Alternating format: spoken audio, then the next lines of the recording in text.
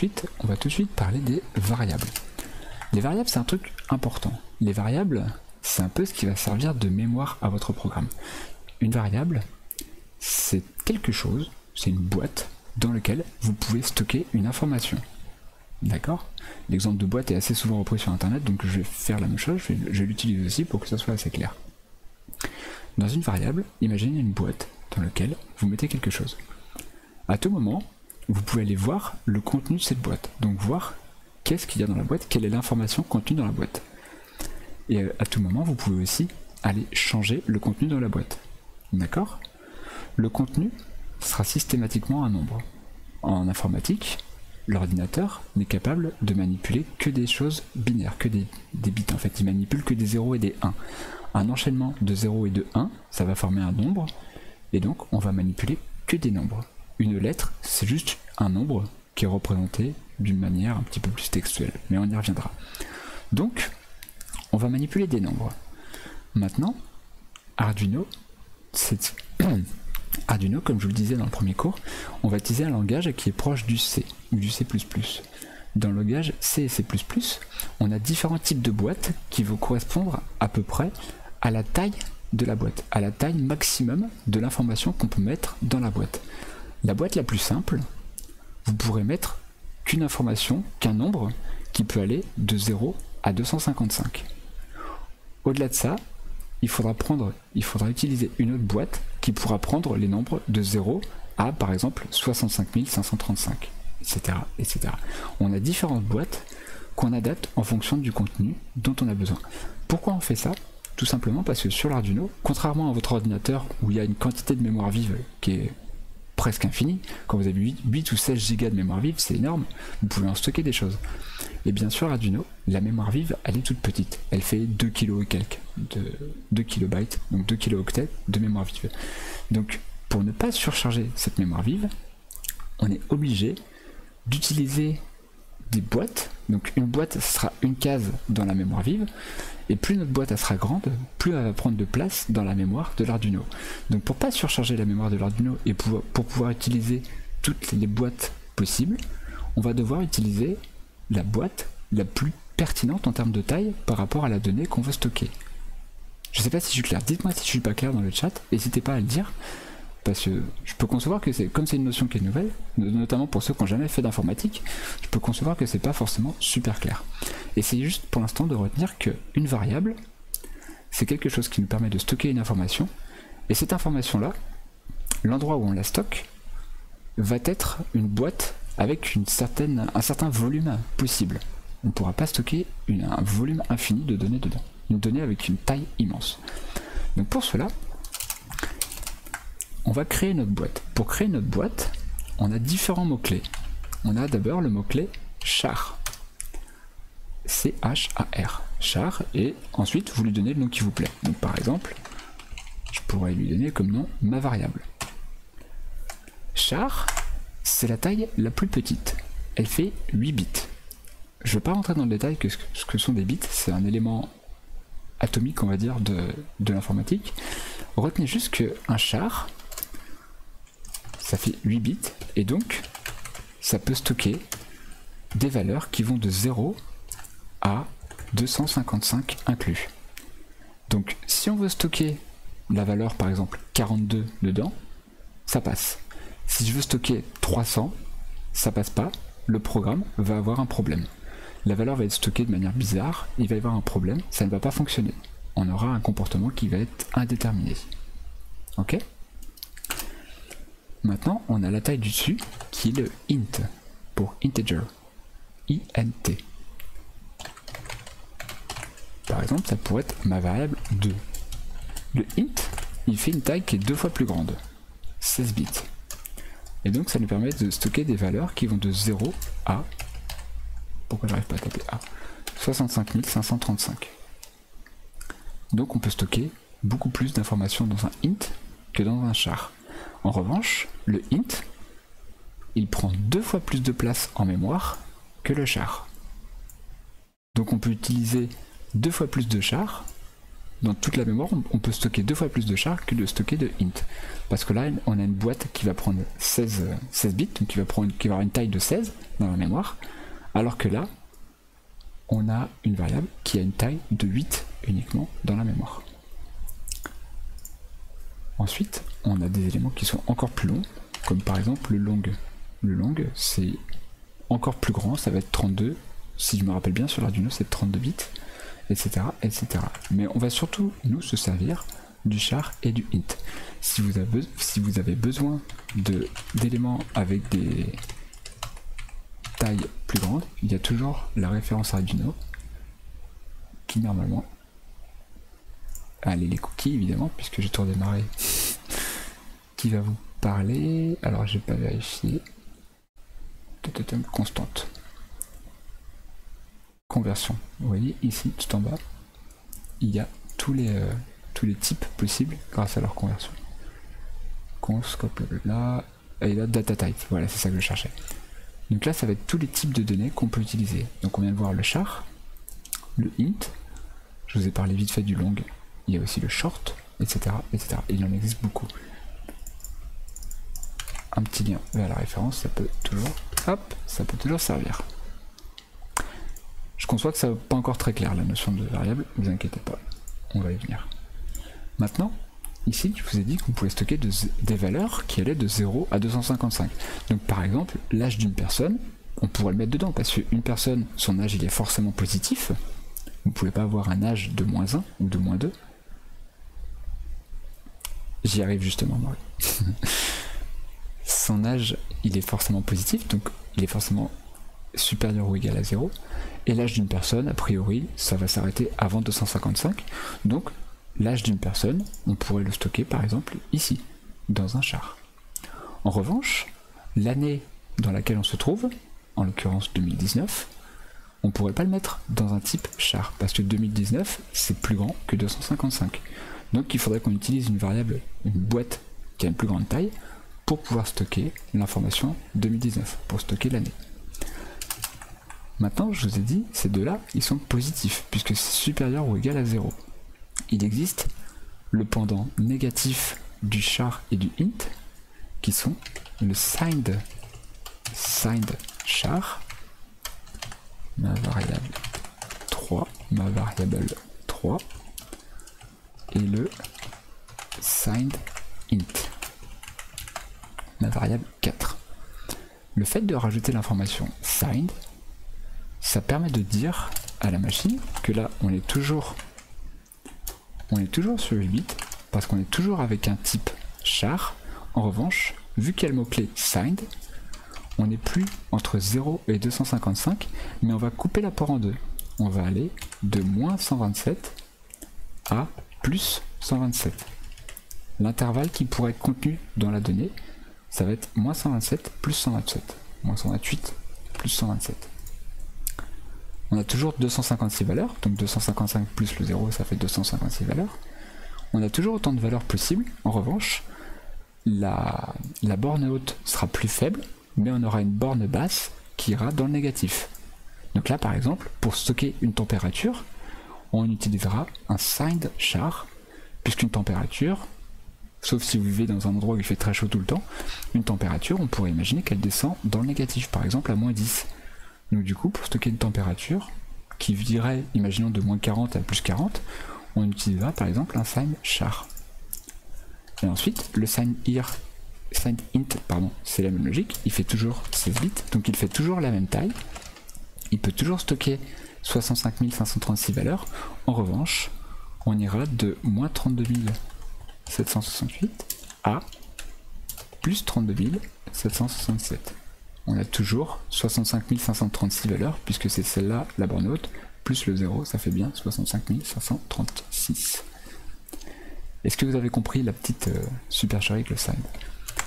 Ce que je vous dis pas, ce que je vous cache, c'est qu'en fait, ici, quand on ne précise pas, par défaut, le système considère que si je ne précise rien devant mon char, le système considère que ma valeur, elle est unsigned. Donc elle n'est pas signée. En mathématiques, le signe, c'est tout simplement le négatif. Le fait qu'il y ait un signe, ça veut dire qu'elle peut être négative ou elle peut être positive. D'accord? Donc ça c'était pour les variables. Maintenant, comment on crée une variable? Et bien tout simplement, comme on vient de le faire ici. Par exemple, si je veux faire une variable qui va s'appeler température, parlons-en. Imaginons on a un capteur de température qui traîne quelque part. On fera un ShineSAR température. On a le droit de lui mettre une valeur par défaut. Donc par exemple, par défaut, on va dire, au tout début du programme, on va lui dire que la valeur de la température va être de 0. Admettons. Donc là, dans mon programme, j'ai une boîte qui s'appelle... Je crois que je suis en train... Justement, depuis tout à l'heure, je me pose la question si c'est signé ou pas signé. Depuis tout à l'heure, j'hésite. Mais il faudrait que j'aille vérifier. Si jamais, Amaury, vu que tu connais la programmation, si tu veux vite faire et vérifier dans la référence, je crois que tu as raison. Je crois que c'est signé par défaut. Température. Dans votre programme, dorénavant, vous aurez une boîte qui s'appelle température et qui a pour valeur 0. Donc dans la boîte, l'information contenue dans la boîte, pour l'instant, c'est 0. Dans votre programme, vous avez dorénavant le droit d'utiliser partout où vous voulez l'information température et lui mettre une valeur dedans. Par exemple, ici, dans le setup, on pourrait décider que finalement, température, je lui mets l'information 10 dedans. Donc dorénavant, dans la boîte température, l'information qui sera contenue, c'est 10. Donc là, on a écrit la valeur 10 dans la boîte température. Vous vous rappelez, quand je vous parlais de la condition, je vous ai dit, c'est important d'avoir 2 égales pour vérifier une égalité entre deux choses. Sinon, ça s'appelle une affectation. Et bien là, c'est ce qui se passe. On a mis un seul égal, ce qui fait que on va injecter la valeur de droite dans le truc qui va être à gauche. Donc là, en l'occurrence, on va mettre la valeur 10 dans la boîte température. Ok? On va mettre la valeur 10 dans la boîte température. Alors là, on n'a fait qu'une écriture, en quelque sorte. On s'est contenté de mettre une valeur dans la boîte. Mais vous pouvez aussi utiliser la valeur contenue dans cette boîte pour la comparer à d'autres choses, pour l'utiliser dans des fonctions lambda ou des choses comme ça.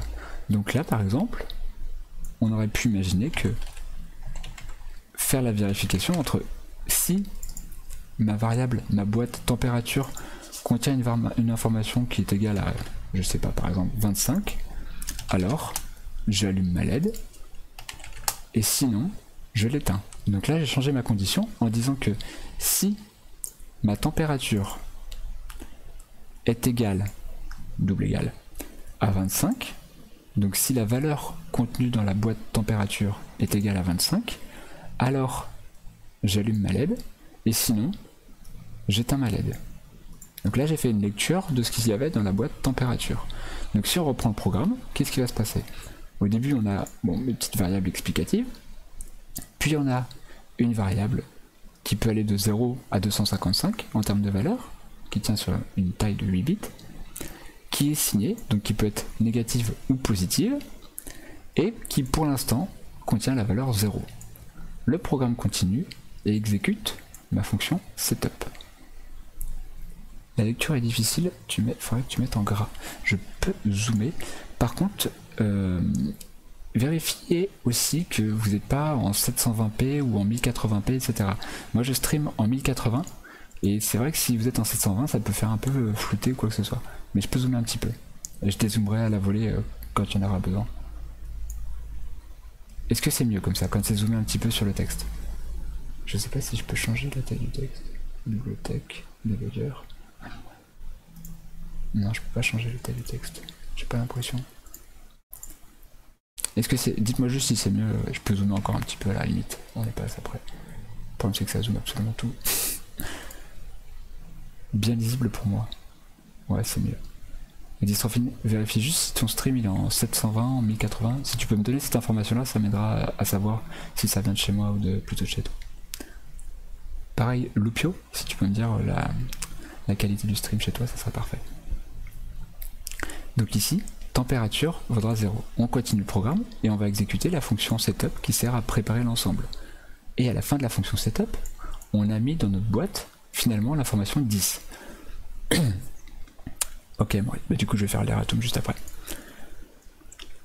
Donc 10, ce qui qui s'est passé, c'est qu'on a écrasé la valeur qui était précédente dans la boîte température. La boîte température contenait l'information 0, et finalement, on a écrasé l'information 0 pour mettre l'information 10, pour mettre la valeur 10. Donc dorénavant, température, quand on y accède, on verra 10, quand on ira voir son contenu. Et ensuite, donc setup se termine, on passe à notre boucle principale qui tourne sans arrêt, sans arrêt, sans arrêt. Et là, qu'est-ce qu'on fait? On commence par une condition. En 720, un peu limite, mais c'est bien. Lisible chez moi en 720, ok, très bien. Merci. Donc on fait la boucle qui tourne sans arrêt. Et si la température est égale, donc là on fait une condition avec un double égal, à 25, alors dans ces cas-là on allume la lumière. Donc qu'est-ce qui va se passer? Vu que l'information qu'on vient de stocker c'était 10, la dernière information connue dans la boîte température c'est 10. Dans ces cas-là, température ici vaudra 10. Ici, quand on l'écrit juste tout seul, on y accède en lecture. Donc là l'information vaudra 10. Et 10, ce n'est pas égal à 25. Donc le programme va passer dans le cas sinon. Donc sinon, il va éteindre la lumière. On va tout de suite le vérifier. Et on voit bien que la lumière est éteinte. Si en revanche, j'avais mis l'information 25 ici, alors effectivement, 25 est égal à 25. Et la lumière va s'allumer. Maintenant, une autre chose, on a le droit de faire des mathématiques sur les variables. Donc, sur ma variable température, j'ai le droit par exemple de lui dire température vaut la valeur température plus 1 par exemple. Et du coup, dorénavant, température vaudra 26. Si j'écris ça, donc je fais une affectation dans température, j'écris la valeur température plus 1. Température, sa dernière valeur connue, c'est 25. Donc j'écris 25 plus 1, ça fait 26. Ici, j'aurais pu mettre 10, et dans ce cas-là, la valeur serait 35. J'ai le droit de faire un moins, j'ai le droit de faire des multipliés, j'ai le droit de faire des divisés. Toutes les opérations de base sont fonctionnelles. On a le droit de faire ça. D'accord? Donc, petite démonstration, admettons température vaut 0. Imaginons ici, à chaque tour dans la boucle, on va d'abord laisser comme ça, et on va faire si température vaut 5, alors j'allume la lumière, sinon je l'éteins. Dans ce cas-là, ce que je peux faire, c'est ici, écrire température, à la fin de ma boucle, juste avant qu'on reparte au début de la boucle, je peux écrire température égale température plus 1, par exemple. Donc température valait 0, au premier tour de ma boucle, je vérifie, j'ai 0 égale 5, c'est faux, donc ma lumière je l'éteins. Ici, juste après, je vais faire température plus 1, donc température va valoir 1. Tour suivant, si 1, parce que température vaut dorénavant 1, égale 5, c'est faux. Donc on reste ici. On remet encore 1 dans température, on passe à 2. 2 égale 5, c'est faux. 3, 4 et 5, et quand température va être égale à 5, on va allumer la loupiote, et on va de nouveau passer ici. Ça va passer à 6, on va revenir ici, la loupiote va s'éteindre puisque 6, ce ne sera pas égal à 5. Et on va faire ça, et on va mettre un petit délai d'1 seconde. Donc ça veut dire que seconde 0, la lumière est éteinte, seconde 1, la lumière est éteinte, etc. etc. Seconde 5, la lumière va s'allumer pendant 1 seconde, seconde 6, la lumière va s'éteindre. On va démarrer la simulation, et normalement, si tout se passe bien, 1, 2, 3, 4, 5, la lumière s'allume, et 1 seconde après, elle s'est éteinte. Est-ce que vous avez compris ce qui vient de se passer? Est-ce que vous avez tous bien vu la manipulation qui a eu lieu sur la température? J'aurais pu démarrer à 10, et faire un moins, ça aurait été pareil. Ça aurait été la même chose. Ok? Donc j'espère que ça, c'est assez clair. Donc là, on a vu les manipulations un petit peu basiques sur ma température. Sur ma variable en quelque sorte. Comment lui donner une valeur, et comment aller lire sa valeur, que ce soit pour affecter une nouvelle valeur, ou que ce soit pour aller lire sa valeur et la comparer à autre chose. Ici, dans la comparaison, au lieu de mettre un égal strict, j'aurais pu aussi mettre un supérieur à 5. Donc si ma température est supérieure à 5, j'allume ma lumière. et si ma température est inférieure à 5, j'éteins ma lumière. Donc ça veut dire que dorénavant, tant qu'on sera au-dessus de 5 secondes, puisque température va continuer à prendre des valeurs, 5, 6, 7, etc. Tant qu'on sera au-dessus de 5, température, tant qu'on sera au-dessus de 5, ma lumière sera allumée. Donc comme on fait qu'une incrémentation, on fait que des plus 1, évidemment, on va rester toujours dans cette condition-là. On ne va jamais redescendre, température ne sera jamais inférieure à 5 dorénavant. Là j'ai mis un supérieur, ça veut dire strictement supérieur. Donc si température vaut 5, on n'est pas strictement supérieur. Donc on va passer ici. Si je voulais que quand j'ai température égale 5 ou quand température est supérieure à 5, dans ces cas-là, il faut que je fasse un supérieur ou égal. Ce symbole-là, c'est l'égalité, enfin c'est supérieur ou égal. Voilà, c'est pas la supériorité stricte. Donc dorénavant, quand j'ai température qui vaut 5 ou plus, dans ce cas-là, je passerai dans ce cas-là. Bien sûr, j'ai aussi l'infériorité. Si température est inférieure à 5, on s'allume, et sinon, on s'éteint. J'ai l'infériorité et l'infériorité ou égale.